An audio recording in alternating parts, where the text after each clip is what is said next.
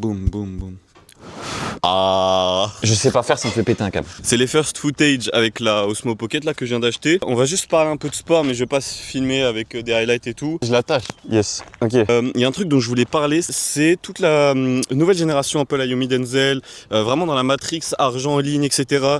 Ils vont tous à la salle de sport. Vous allez tous à la salle de sport. Il y a vraiment ce truc de vous allez tous à la salle de sport parce que tout le monde le fait, vous êtes dans un mimétisme de fou furieux, vous vous en rendez même pas compte, alors qu'il y a un truc qui va faire de vous des gens athlétiques avec un corps esthétique, etc. comme à la salle. C'est la calisthénie, c'est ce que j'ai commencé depuis genre 6 mois et c'est tellement mieux parce que vous vous musclez, vous êtes en bonne santé et derrière, vous unlockez un jeu de dopamine où vous allez découvrir des figures et c'est exceptionnel.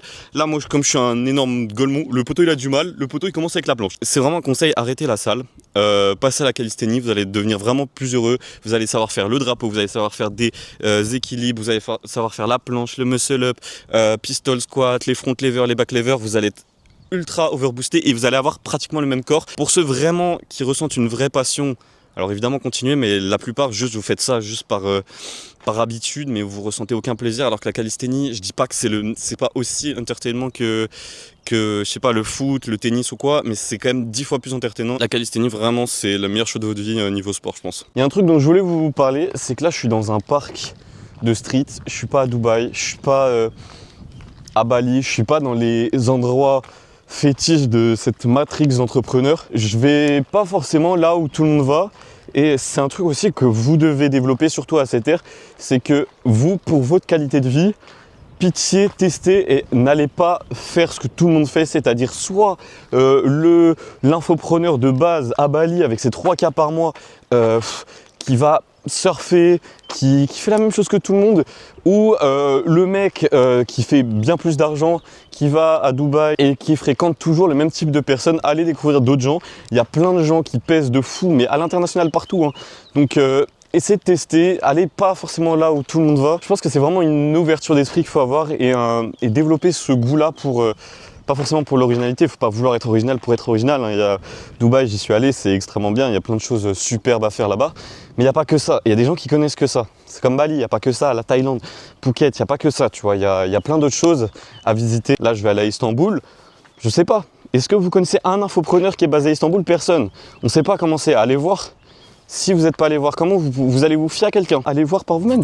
Sur la 13, sur la 2, sur la 1, sur un vélib arraché à la force de mes mains. Ils m'ont sali de mensonges comme si c'était rien. Ils font les bienfaisants, mais wallah, c'est des chiens. Totalement en direct d'Istanbul, j'ai eu un trajet qui était absolument catastrophique, plein de galères, plein de retards, etc. Et ça m'a fait penser à des choses. C'est que souvent, quand tu as des galères, tu dois trouver des solutions rapidement. Enfin, tu dois essayer de sortir de la galère le plus rapidement possible. C'est jamais des grosses galères, hein. Mais tu vois, c'est chiant d'attendre à l'aéroport, de pas avoir de connexion, des trucs que t'as pas prévu parce que t'es un con. Le truc, c'est que les solutions rapides, souvent, les mecs le savent, elles coûtent cher. Peu importe le problème que t'as dans ta vie, l'équation, elle est simple. Par exemple, là, tu vois, le prix d'une carte de SIM, c'était très peu de gigas et c'est genre 40 € ou 50 €. Tu te dis c'est de la douille, genre peu importe l'argent que tu as, tu te dis c'est de la douille. Si ça te sort de ce problème et que ça te coûte moins que 1 heure de travail, fais-le.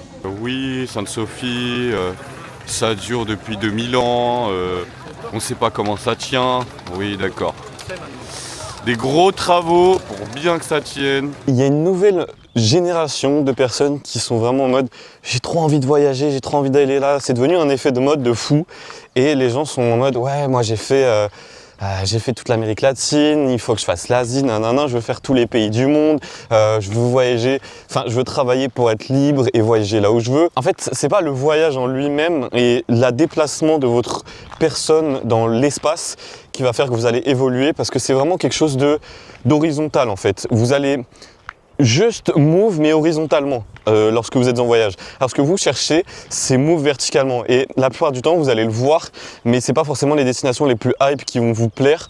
Alors peut-être que ça sera le cas, mais c'est surtout les destinations où vous allez être le mieux avec vous-même dans la meilleure période de votre vie, etc. C'est pas le voyage n'est pas du tout la réponse à tous vos problèmes. Loin de là. Pas le temps pour le lendemain. C'est beaucoup plus En fait, c'est une porte d'accès. C'est comme l'argent. L'argent ne fait pas le bonheur. Il va vous permettre d'accéder à des choses qui vont vous permettre de vous élever intérieurement. Parce que vous allez comprendre que vous allez faire des voyages extérieurs, que le vrai truc qui compte, et là j'ai une vraie punchline, c'est le voyage intérieur et c'est comment vous allez vous élever spirituellement. Oh là là, c'est beau ce que je dis. Je leur fais mal, j'éteins tout avant que le temps s'arrête. On verra où ça mène. Je le fais rare. Je leur fais mal, j'éteins tout avant que le temps s'arrête. Frérot, il est sous le t-shirt Bybit. Je pense que je pourrais zoomer au montage. Bah, c'est un échange crypto, ouais. C'est marrant parce qu'ils vendent des maïs et des marrons chauds. Gros t-shirt Bybit en bien. Bybit Turquie. Ça se trouve, c'est un crypto millionnaire. Il a fini ce bull run et là, il se fait kiffer. Ça a toujours été son rêve. Ils vendent des maïs, le frérot. Totalement en direct d'Istanbul. Peut-être comme vous le savez, j'ai pris une énorme drill les derniers mois, mais comme beaucoup qui étaient dans la crypto, c'est plus mon cas. J'ai pas honte de l'assumer, tu vois. Et c'est sûr qu'avant, quand j'étais en Asie, tu vis, tu dépenses, ton net worth, il descend jamais en fait. C'est vraiment magique l'Asie pour ça, c'est que c'est tellement pas cher qu'en fait, t'as l'impression de dépenser comme tu veux et ton net worth, il descend jamais. Et rien qu'à là, actuellement, je suis à Istanbul.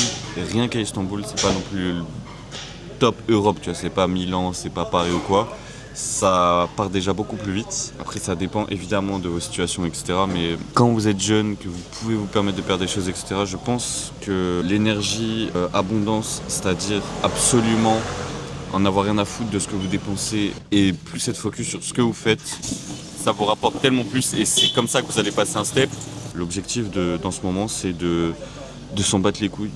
J'ai combien de net worth et de plus me focaliser sur ce que je fais rentrer. Le but, c'est si tu veux faire 100K par mois, tu vis comme un mec qui fait 100K par mois. Évidemment, c'est pas à prendre au pied de la lettre. Si t'es trop en mode radin et une relation toxique à l'argent et t'as peur de dépenser, tu vas te baiser, tu feras jamais d'argent.